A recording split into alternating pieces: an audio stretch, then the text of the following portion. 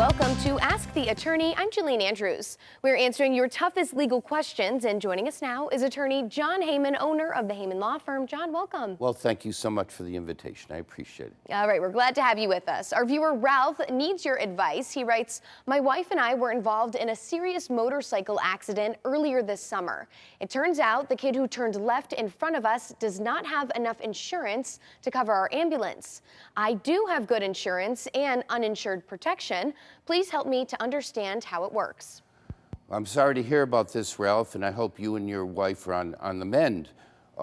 Number one, if you're injured in an accident in Connecticut, regardless of who's at fault, your own health insurance covers all your medical bills. So that you shouldn't look to at the at-fault party. That's your own responsibility.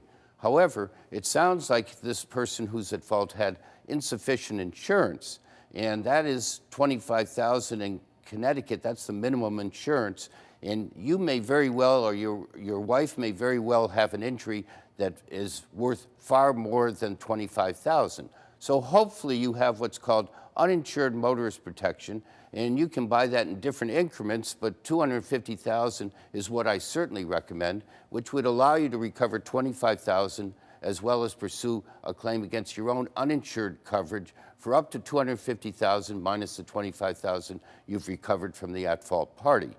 All right, great. This is a perfect example of why it's so important to have that insurance. You bet your life. I tell them all the time. All right, attorney John Haymond, thanks so much for your time. And if you have a personal injury question you'd like answered, you can email them to haymondlaw.com or you can call 1-800-HAYMOND. I'm Jillian Andrews. We'll see you next time.